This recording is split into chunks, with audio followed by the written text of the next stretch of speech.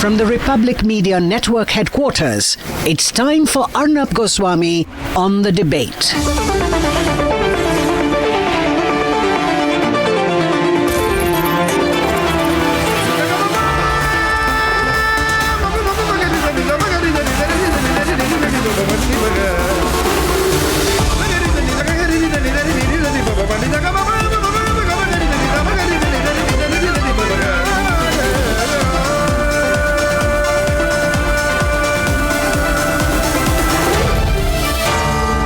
Arnab Goswami on The Debate. Good evening and welcome, ladies and gentlemen. The threat of a major war is looming in the Middle East, and that's actually an understatement. As of tonight, Iran's Supreme Leader Ayatollah Khamenei has, ladies and gentlemen, he has ordered a direct attack on Israel the day after the Hamas chief Ismail Haniyeh was killed in Tehran. Formally, Israel has not taken responsibility, but this comes after a series of retaliatory attacks that Tel Aviv has launched on Hamas and the Hezbollah terror launchpads. Haniyeh has met a death similar to that of his predecessors like Sheikh Ahmad Yassin and Abdulaziz al-Rantisi. And after the October 7th Hamas terror attacks from the border in the south, the Hezbollah in the northern border of Israel has launched an attack killing at least 12 children in the Golan Heights on the 27th of July. This shows the extent of a terror threat that Israel is surrounded by. And so it is beyond understandable why Israel is going all out in its crackdown on terror. But the real question is, how far will Iran go now? If it indeed launches a direct and major attack on Israel, what are the ramifications? Moreover, the threat of a mutually assured destruction or MAD that looms large now more than ever, because Haniyeh was a high-profile guest for the Islamic Republic of Iran, killed on their own soil. Haniyeh's killing is a slap in the face for the Iranian government, but definitely a test for the Iran-led axis itself. But it is also likely to change the dynamics in the Middle East. Will they go as far as irreparably derailing the Israel and Egypt treaty remains to be seen. But viewers, the reason I am starting with this tonight on Super Primetime Max on The Debate with Arnab is because I believe this could become a far greater global war. It's been simmering for over a year. Now it's crossing that line. And as it crosses the Lakshman Rekha, debate number 1 tonight is going to look at the possibility, serious possibility, not a rhetorical possibility, of World War III starting this time. That's debate number 1. Debate number 2 this evening at 9 o'clock. Yesterday, we reported how a 12-year-old girl was raped by a Samajwadi Party leader. Yogi Adityanath has picked up on that issue, though I think a day late, and the Samajwadi Party, the India Alliance, refused to speak about it. Debate number 3 this evening, viewers. Anurag Thakur versus Rahul Gandhi absolutely continues, and Rahul Gandhi's obsession with caste is being made the center point of a strong BJP attack on the double standards he professes when he's touchy about declaring his own caste when he asks everybody else what their caste identity is. That's debate number 3, and here are the headlines this Thursday evening on The Debate Tonight. देखिए ये एक case है आपकी बेटी का, आगे ऐसा ना हो किसी और की बेटी के साथ, इसके लिए क्या मांग है? हाँ, कहीं हो जाते हैं फांसी. 12-year-old was gang raped, filmed, impregnated and threatened in Ayodhya. The proof of the Samajwadi Party linked to the gang rape accused is out. The accused is a Samajwadi Party leader, often seen in pictures enjoying the political patronage of the local Samajwadi Party MP. But when the top party leaders are asked about the gang rape of a 12-year-old by a Samajwadi Party leader, they claim to be clueless mother and the daughter, the victim, are still waiting for justice. Priyanka Vadra and Rahul Gandhi have decided not to speak on the rape of a 12-year-old by a leader from their ally party. All you. प्रकार के अपराधियों को आप कहते हैं साहब गोली मार रहे हैं, क्या माला पहनाएंगे क्या? Nath sends across a very, very strong message. In the State Assembly, he names and shames the accused of the Ayodhya gang rape and the party linked to it. He also goes on to assure that the dignity and security of women will be protected at all costs. The caste census showdown reaches a new tipping point. The day after the Indy Shield for Rahul Gandhi in Parliament, Anurag Thakur rains his sharpest attack yet on Rahul Gandhi. It's Anurag Thakur versus Rahul Gandhi, Chapter 2. And within 48 hours, the top leadership of the Hamas has been completely wiped out. Iran is fuming after the political head of the Hamas, Ismail Haniyeh, was killed in the capital city of Tehran. Sources say the Supreme Leader of Iran, Ayatollah Khamenei, has ordered a direct strike on Israel. But can Iran really open a new front of war with a fully armed and angry Israel?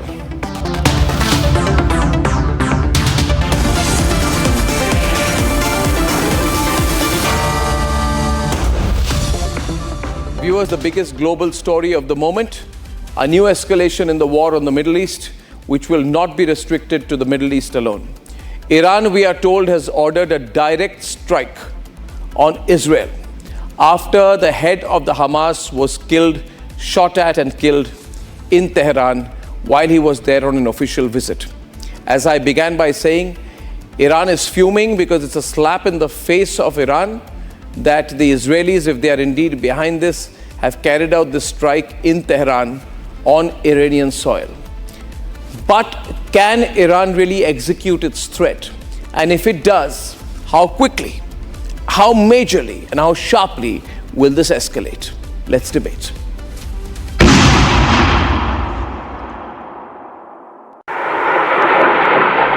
ימים מאתגרים לפנינו.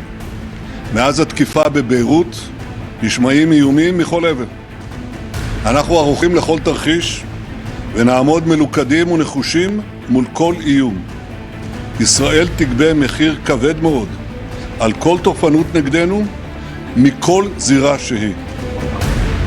The threat of war is looming over the Middle East once again. The elimination of Hamas chief Ismail Haniyeh in Tehran has ruffled feathers of the Iran-led axis of resistance. Iran's Supreme Leader Ayatollah Khamenei has ordered a direct strike on Israel.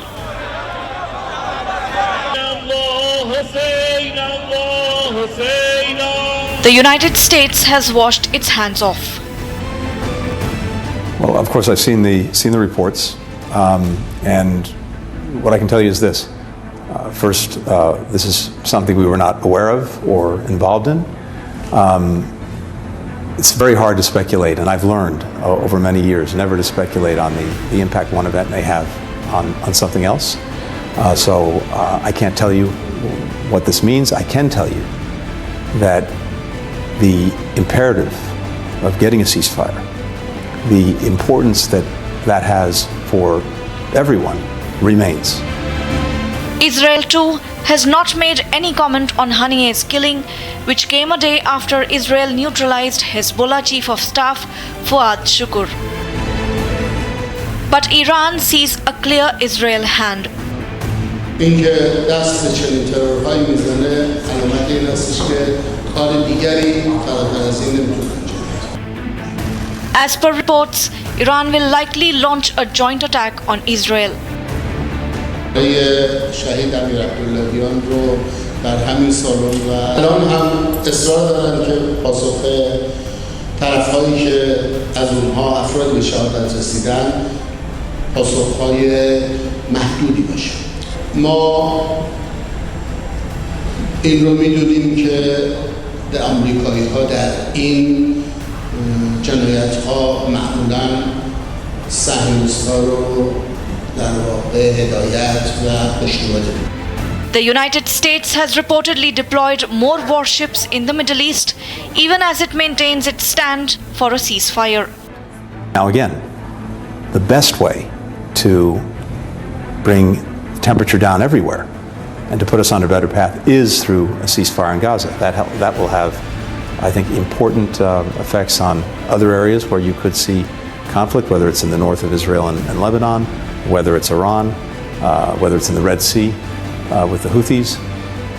So that's why the focus on the ceasefire needs to remain, and for us, it will very much remain on that. But Hamas is in no mood for negotiations. أخي الكريم يعني مع الدماء والاغتيالات يصبح الحديث عن مفاوضات وهدى يعني من نافلة القول. نتنياهو كانت هناك ورقة معروضة وتبناها بايدن وكنا قاب قوسين أو أدنى من الاتفاق، فجاء نتنياهو وضع شروطا جديدة وبالتالي نتنياهو لا يريد، هو وحكومته بالمناسبة لا يريدون الوصول إلى اتفاق، هم لا يريدون وقف العدوان. After the October 7 terrorist attack by Hamas and July 27 terrorist attack by Hezbollah in Golan Heights, Israel is well aware of the threat it is surrounded by on all four sides. מאז תחילת המלחמה הבהרתי שאנחנו במאבק מול ציר הרשע של איראן. זאת מלחמת קיום מול טבעת חנק של צבאות טרור וטילים שאיראן מבקשת להדק סביב צווארנו. בנאומי בקונגרס לפני ימים אחדים ציינתי 3 זרועות עיקריות של ציר רשע זה: חמאס, חות'ים וחיזבאללה, 3 החטים. Will Iran respond with restraint or will it breach the mutually assured threshold?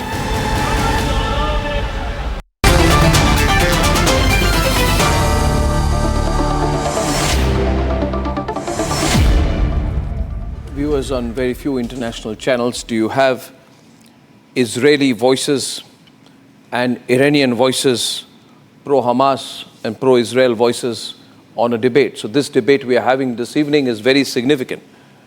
Commentators from India include Sushant Sareen and Abhijit Chawda. From Israel, we are joined by the Knesset member Amit Halevi. We are joined by Avishag Avinoam. She's a well-known journalist. She's the initiator of the Hamas Raped the Me Too movement. She's joining us from Ashkelon in Israel. Terry Newman is a well-spoken Israeli entrepreneur and independent voice from Israel. And I can see live with me right now Syed Hessamuddin Mojaheri, political analyst from Tehran. Good evening. And we have with us Dr. Farshid Bagherian, who's a political analyst from the West Asia Studies Center, also joining us from Tehran. Dr. Bagherian, can you hear me? Yeah. Have a nice interview. Thank you. And say hi to everybody. Hello to you. This debate is going on between New Delhi, Jerusalem, Ashkelon, Tel Aviv, and Tehran. My question to you is, sir, what does, in your view, Iran plan to do next? And whatever it does, why does it not look at the killing of Ismail Haniyeh as the last chapter in this fight rather than the start of a new chapter? Israel has not owned up for this, so you don't have a formal reason to attack Israel. They have not acknowledged that they have killed Ismail Haniyeh. So in your view, what can Iran do? And how much can it really escalate with Israel on this? This is for me, Mr. Arnab? Yes. Yeah, thank you. First of all, this heinous assassination is done in Iran soil.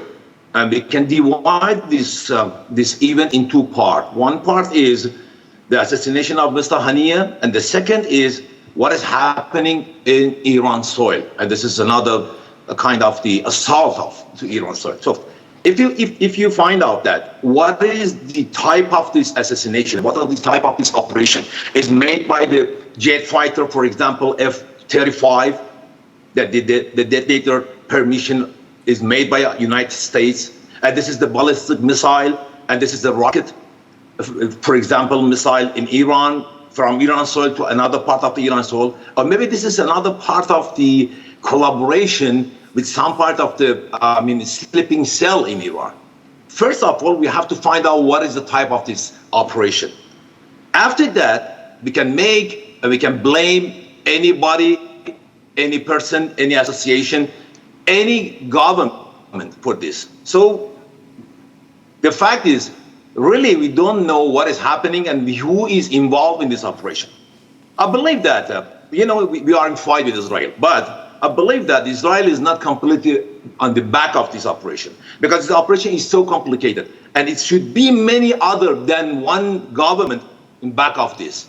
Because, every time, every government make a report for himself, not only for the media, not only for the people and the population of the government, for himself, that what is happening and what is the relationship between the establishments of any government and state. Right now, there is a fight between the establishments right now in Iran. So who is in the back of this operation? And because, the level of the analysis of any government is different to me and different to you. The level of analysis of our government, the state of Iran, I'm talking about the state. It may be that Israel is the back of this, but I'm the analyst, and I have to find out more about this operation. And I can see from outside of the circle, Israel is not too much powerful to make this operation itself by itself. Definitely another superpower. And I don't believe that America itself is right now is intended to be involved in this operation next to the election in the United States right now, because there is, 2 weeks before we have such assassination. It's not at this scale, but the smaller Are you trying to against Mr. Trump?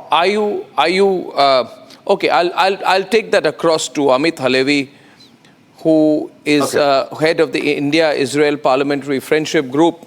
Mr. Halevi, I want your response to what Farshid said, Dr. Farshid. He said Israel is not powerful enough to carry out this killing on its own. Some other people are also involved. So Israel has not officially admitted any involvement in this. Why is that so? Mr. Arnab, I don't know who is involved in this event that we are talking about. I know something very simple and very clear, and that's, you mentioned that it may become a global war. We are in a global war. We are in a global war of those extremists, of those extremist Muslims that actually threat the whole, free world, our civilization. That's the status, that's the current status. So before we talk about, further escalation, we are talking about a regime that actually not only aim to destruct, not only want to bring destruction to my own people and my own country, he wants to do it to the whole Western world. This is the status. Never mind if the proxy is Shian, like the Hezbollah, which are part, as you know, of the Iranian regime, or the Sunnian, like the Muslim brotherhoods of Hamas or others. This is the real war, and our soldiers in Rafah, in Lebanon, everywhere that the IDF, our army, is acting, we are in the forefront of Bombay. Are you behind the Washington. killing of Ismail Haniyeh? Again? Is Israel behind the killing of Ismail Haniyeh in Tehran? Israel, I don't know. What I do know, that Israel is behind Washington, Bombay, and New York, and we are here in this war as I said before, we are in the forefront of the free world. It's important to say it because, we are dealing with, this react or other react, this ceasefire or other ceasefire. We had here former Prime Minister Golda Meir who said that if the Arabs will lay down their weapon, there will not be war. But if Israel lays down its weapons, there will not be Israel. So this is the situation here. I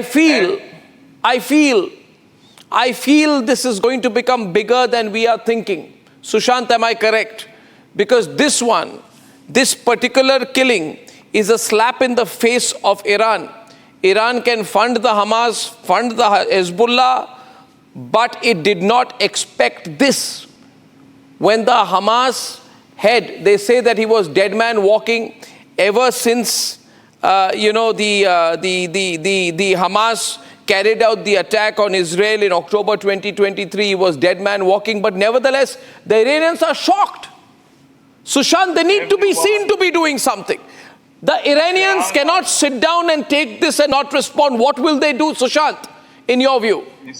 Mr. Arnab, every man that holds this totalitarian and racist vision, like Haniyeh, like the Iranian regime, actually took himself out of the humanity. They are saying, I agree with you, Amit, I agree with you. But what the Iranians are saying is, why did you have the guts to carry out the killing on our soil, in our capital, in Tehran, when he was on a state visit? It's becoming very serious for the symbolism of where he was killed, not just the fact that he was killed. Sushant, what will the Iranians do? So, Arnab, look, yes, it is correct that I think that it's caused deep embarrassment to the Iranians, the way this man has been assassinated. So that, of course, there will be smarting under it. But I think the Israelis have also played it smart. We just heard from the Israeli member of parliament who said that, the Israelis have plausible deniability over the entire episode, which is exactly what any serious country would do. You neither claim nor you deny, you just keep quiet about it. Yes, you celebrate because the guy was an enemy of Israel. So yes, they are free to celebrate. But on an official level, I don't think they're going to give up the element of plausible deniability, both for strategic as well as for tactical reasons. I don't think Israel wants a larger war, certainly not. But Israel has also demonstrated its capabilities again under the umbrella of plausible deniability of a number of other operations equally embarrassing which have been carried out in Iran. Whether it's of nuclear scientists, whether it is that highest of all the nuclear materials that was taken out of Iran, a lot of stuff has happened. Yeah, but now, how does Iran respond? Now, Iran could either respond in the way they responded a couple of months back, but it didn't cause any serious damage. So, the Israelis could do a symbolic retaliation and matters rested out there. But if Iran was to retaliate in a similar manner or in a stronger manner directly, and it would cause mass casualties in Iran, then all bets are off. Then I don't see how the Israelis can keep quiet about it. Number one, or for that matter, how the Americans can keep quiet about it. But if the Iranians were to use some of the proxies, Hezbollah and others, they could carry on like that. But then again, there is a danger that if the Hezbollah crosses a certain these cross a certain threshold, then again you're looking at we are in a very interesting situation here tonight, viewers. I want to get the two other Israeli voices, and Abhijit, I'm going to come to you in a minute as well. We are poised in a very interesting situation. Israel, whether you like it or not, Dr. Farshid Bagherian has a strong upper hand right now. They have eliminated the entire top leadership of the Hamas. They have not just eliminated the Hamas political head, Ismail Haniyeh, they have also eliminated the Hamas military head. The Hamas is now a headless terrorist organization. And my question is tonight, Avishag and Terry, you can take that. You've achieved what you had to. You've eliminated the entire Hamas top leadership. Why don't you declare a ceasefire? End it once and for all. On a victorious note, you've achieved what you had to. Why wouldn't Israel do that? Avisha. Okay, so first of all, we did not kill the entire head of Hamas, okay? There are still predominant leaders who are still alive, and they play a significant role in the leadership of Hamas, and they might be the successors of Ismail Haniyeh and Mohammadef. Now, regarding the ceasefire, you need to remember we still have over 100 hostages in Gaza, which tens of them are women that we know for sure from released hostages are being subjected to sexual assault and physical abuses and psychological abuses. And we will not get any ceasefire until they will be released. It's just cannot be happening. So I don't understand the talk even about a ceasefire. No, see, we have, I mean, I'm just trying to say here tonight, Terry, this has to end at some point, right? This has to end. This has to end at some point. And Netanyahu visits Washington, has lunch with Donald Trump, comes back, and the entire top Hamas leadership is killed. They are insinuating that America is involved. Terry, is America involved? Because they are saying Israel is not strong enough to carry this out on its own. Arnab, this entire war, as you know, was started by Iran. Okay, Hamas did not attack Israel on 10/7. Iran attacked Israel on 10/7 from the center via Hamas, via Hezbollah in the north, via the Houthis in the south. There is an Iranian empire that has taken over the Middle East, and this war will continue as long as the possibility of Israeli-Saudi Arabian normalization is still on the table, because that is at the center of the IMEC, the Indian, Middle Eastern, European Economic Corridor that was signed in your fine country by your fine Prime Minister on the 10th of September last year. That was the catalyst to this crazy situation that we are in. The IMEC is the way that democratic countries, that pro-Western countries, that pro-freedom countries are standing up against Russia, against Iran, against North Korea, against the Chinese. This is, potentially you have World War III written at the top. Well, let me tell you, Arnab, when people say, when did World War II start? They normally say when Hitler invaded Poland. But at the time, nobody knew. It was only afterwards they looked backwards and said that was the start of World War II. I think that when historians look back, they will define the start of World War III as the Russian invasion of Kiev. What you are seeing now is just another stage in mass conflict between the great powers. And this is really a chance now for India to play a massive role on the global stage as both the largest country in the world and the largest democracy in the world. And what role would you like India to do? India should do the following things. A, it must ensure that it is part of the family of free nations, democratic nations, and pro-Western nations. One.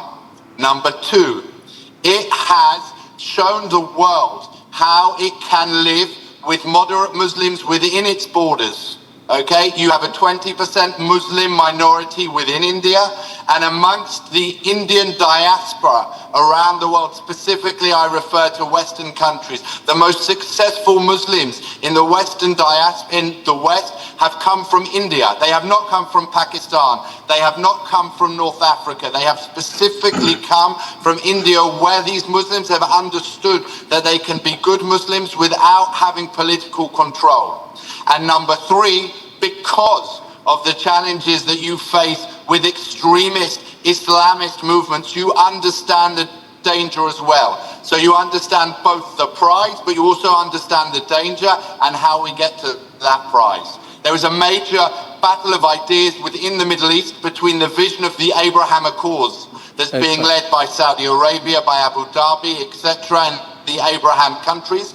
And against that, there is a vision of radical Islam which is trying to take over both the Middle East but also larger parts of the world. India understands this intrinsically. It has its own versions of this, and it also has its ambassadors, both as citizens and physical ambassadors, spread throughout the world. So, you know, they say in Star Wars, with great power comes great responsibility. Please use your power wisely. Well, since you have mentioned India and you have mentioned about the Muslim population in India, I have two representatives here tonight. One is a very well-known Islamic scholar from India, Atikur Rahman, and the other is one of the most trending, I would say, present-day geopolitical analysts and historians, Abhijit Chawda. Atikur Rahman, how are you viewing this? Only thing I will say, one thing, viewers, tonight. Let nobody believe, and you may be angry, Dr. Farshid Bagarian, that Hamas is a victim. Hamas is not a victim. Hezbollah is not a victim. And please, Dr. Bagarian, we have great relationship with your country as well. And you have a great civilization and a unique culture of your own. But, Dr. Bagarian, you are now saying we'll order a direct attack on Israel. Didn't you already fire 330 missiles and drones on the 13th of April on Israel? Didn't you carry out a horrific attack that did not even spare children? Do you want to add on to the casualties? Is that going to be called self-defense? Have you forgotten? Or has Atikur Rahman forgotten what happened on the 8th of October 2023? Do the visuals of young Israeli women raped, bloodied, and then taken by these beasts in their cars with their boyfriends and husbands watching, chained? Does that not haunt you? And if you escalate further, I will also ask you, sir, is the Hamas your own? Will you not be officially accepting that you really are the people, the sponsors of the Hamas and the Hezbollah? You have given them combat training. You have trained them. You're training them like Pakistan trains Lashkar-e-Toiba and Jaish-e-Mohammed against India. So yes, I agree, I identify with a lot of what Terry says. Farshid, I think that the onus is on you. Yeah, great. Yes. Thank you. Mr. Arnab, you may ask him also why he's... And I listened carefully, but the International Court of Justice says different to you. Not this type of war. Look, please look at the most significant sentence by Mr. Medvedev, ex-Russian president, is that if you need a peace right now, a big war must be happen. What does it mean? This means that Iran is not triggering the World War III. The World War III is running. We are stepping on toward the Fourth World War, because the Fourth World War is the fifth generation of war. With any kind of arm you have, Iran is not triggering, because Iran is not arm dealer, Iran is not arm supplier, Iran is not arm producer. The producing of arm is how many countries? Is the Hamas not a wing of the Iranian army?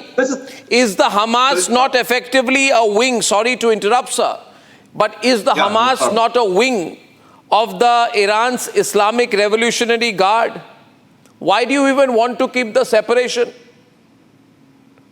You can acknowledge tonight. The 7th October. Yes. In the 8th October, we had program with you. Do you remember? Yes. And you talked about the interfere of Iran to this 7th October event.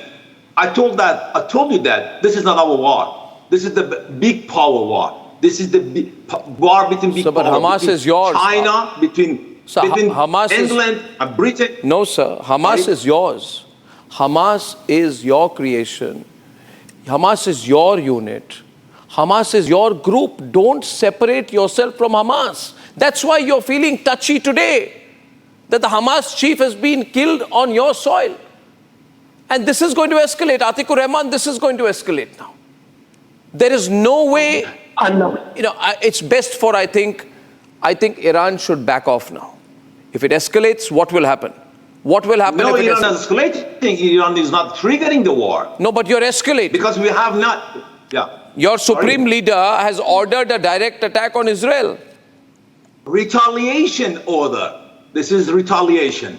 Because if...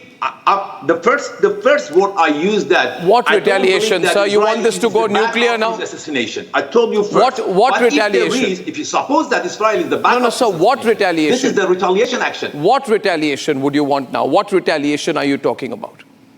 For me, because I'm an analyst, I'm not the responsible for my government action. For me, ceasefire is the most important thing in the world right now. Ceasefire? Okay, Abhijit, will the Israelis declare a ceasefire? Ceasefire. One minute. Amit and Abhijit.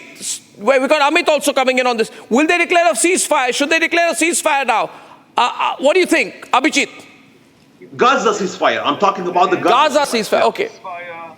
The end point of ceasefire should be the destruction of the Iranian regime, because we have today, all of us, include India as a very important nation, all together, we are dealing with a regime that has totalitarian and racist vision, inspiration, and aspirations. And this is the main mission of our generation, exactly, Mr. Arnab, as it was 8 years ago, 8 years ago with the Germans. No, what's happening here? This is the same character, and the answer should be the same answer of the free Okay, Abhijit world. is speaking. Abhijit, can you unmute yourself, please? What? Yes, sorry. So, speaking now. So, here's the deal. Right now, there is a situation, a strange kind of limbo. The Israelis are saying that we have not done anything, and the Iranians are accusing Israel of doing this. So that's the situation right now. But let's assume that Israel is behind this. Now, what could happen, and what options does Iran have? See, Israel and Iran are 1,000 kilometers apart from each other, roughly. So what can Iran do if it wants to retaliate? It can launch a drone strike like it did before, but it was extremely ineffective. It did not take out any high-value targets. It doesn't have much of an air force. So what can Iran do? It's going to have to use other proxies. And now that Israel has achieved this big win, even though they have not admitted it, then it gives them the upper hand. It gives Mr. Netanyahu the high position from which he could offer a ceasefire. But what's happened is that they have taken out the moderate Hamas leader, because when it comes to Hamas, they are all extremists. But among those extremists, Mr. Haniyeh was kind of a moderate who had actually said that he was in favor of talks with Israel. So they have taken out the moderate, which is going to make Hamas even more extreme. And then when Mr. Netanyahu pretends to offer a ceasefire, it's not going to happen. So that is going to set the stage for further hostilities. I think and that's the conflict. Yeah, okay, Amit. So it's going to escalate now. Yes. Okay, to call Haniyeh a moderate person or a moderate personality. Compared to the other extremists, he was kind of a moderate. That's what I'm saying. I'm not calling him a moderate overall. This guy responsible of murdering hundreds of our people, of American people. No one's defending what he did. I'm just explaining what he was in comparison with other extremists. Raping dozens of women. Who are you talking about? This is a sad joke. And again, I'm saying we need an international coalition against the real enemy of the world. India doesn't need to be told what to do, sir. Thank you so much. I know that you really are a well-wisher of India, etc. But we don't need to be told what to do. We don't need to be lectured. We know our responsibilities. They want to conquer Washington. They want to conquer Delhi, as you know. So the real target is just not to complete, and the free world cannot complete with this type of regimes. And we need to learn the lesson. You know, one thing you can do a mistake, second time mistake becomes a crime. Okay, so this is our target. This is the mission of our generation. Israel can do it. By the way, Israel will do her work. Israel can defend herself. But this is international issue of the whole free world, and we need to take care together regarding this mission. I just give you my perspective for 10 seconds and I'll go to our next guest. None of these people are moderates, Abhijit. Don't think the Iranian government is moderate. Houthi is not moderate. Hamas is not moderate. This guy was kind of moderate. No. Relatively. You know, there are people in Mumbai who used to come on my TV program who say Hezbollah is a political party. So I don't know which political party fires dozens of rockets at Israeli army positions in the Golan Heights. There are some people in this world today, woke world which we are in, Atikur Rahman, who say Houthi are misguided activists. They are firing multiple drones in Israel. They say they are doing it in self-defense. Unmanned aerial vehicles are fired by the Houthis. The problem for the Iranians, I'll tell you, I'm not an expert on the subject that I see, Atik, is they have done this Pakistan-type proxy war business for too long. And then they say, no, we are not behind it. These are rebel groups. So today, Iran is getting a taste of its own medicine. And fact of the matter is, can I tell you frankly, Atik and Dr. Farshid, Iran can do nothing. You fired 330 rockets, you could do nothing. Iran cannot hold up to the rest of the world. This is terrorism versus state governments. This is terrorism versus nation states. Very kind of you, Mr. Arnab. No, not kind of me. I'm saying that you are affirming that we are not triggering the war. This is very important sentence, and I will write it down right now. What did I say? Thank you very much. Well, one minute. What did you thank me for? Sorry? You thanked me for something. I don't want you to thank me for something that I have not done. Because you told that Iran can do nothing. This is a very important sentence for me. Because we are not triggering the war. We are we are talking about a serious issue. Is Third World War igniting or not? This is the fact. Okay, I'll tell you. If Iran can do nothing, it means that Iran is not responsible for the next war. No, I tell you this. I tell you this. You have completely misunderstood what I have said, sir. What I'm trying to say is that this is your proxy war. But so far you've stayed out of it. You've tried to maintain a statesman-like pose while backing the Houthi rebels in Yemen, who are firing ballistic missiles on an Israeli resort town on tourists in the Red Sea. You are using Syrian soil for what you are doing. It is a well-known fact that you use Syrian territory to ship missiles and weapons to the Hezbollah in Lebanon. You are helping the Hamas build 5,000 rockets and drones which are to be used against Israel. And let me tell you, sir, if you were to be doing something like that against my great country would crush those forces and also blame you. You know what India does? We say we are like the Israelis only. We go into Pakistan, take our planes, bomb them, hammer them, teach them a lesson. We call it a surgical strike. We are right. Arnab, you are the next course. Mr. Arnab, you are the next course. See, we are only the first course from their point of view. And Atikur, yes, I agree. Don't be naive. I am least naive. I am called a right-winger here in India. The point is, I tell you this, Atikur, the war is against Islamist terrorist groups. Islamist terrorist groups will strike every capital of the world. Therefore, this yes. The root cause of this escalation, which could, become a third world war, is the occupying force, which is Israel. Oh God! Now, people at the other side want me to be a very moderate and a liberal Muslim only if I side with the Western countries and not with a country called Palestine, which is occupied by Israel. Now, Israel always creates phantom concepts that the Hamas is in the hospitals, the Hamas is in the civilian areas, the Hamas is hiding here and there, and they want to bomb civilians up in the number of 30,000 so far. You can see only 7th October and 30,000 at the other end. Don't you see this disproportionate action by an occupying force called Israel? Now, Israel is a country which is having an Islamophobic tradition with it. They want to finish off the people in Gaza. They want to finish off the people of Palestine. Now, if I may. Terry! 1 minute, Terry is responding.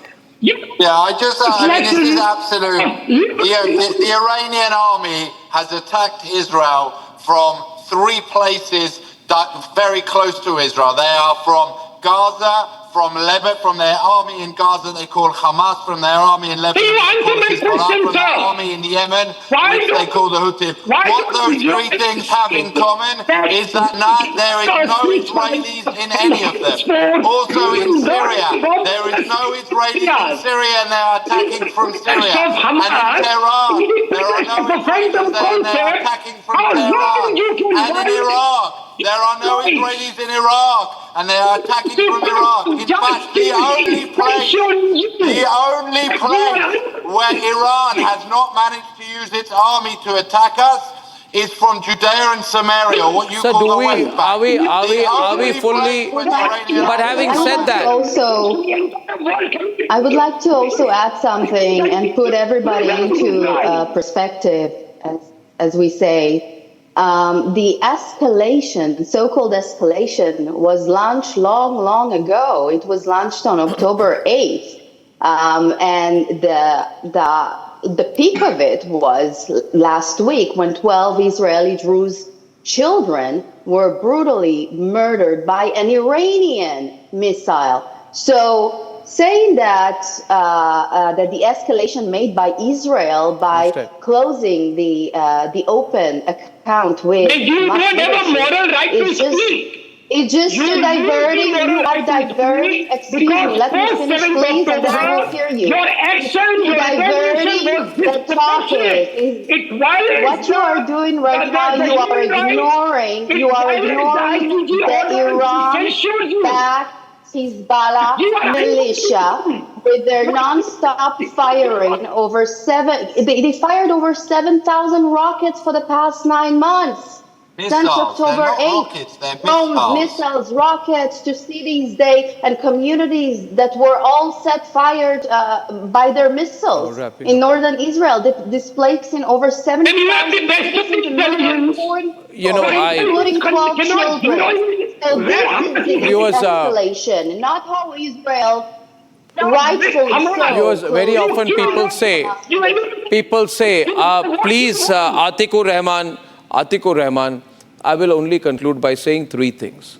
Think about the global impact of a potential war. More than 50,000 lives have already been lost in this conflict. This will be difficult to control. And I'm not talking about global supply chains. I'm saying a global nuclear war in the present circumstances can destroy the earth, ladies and gentlemen. I think we should be very careful of what we wish for.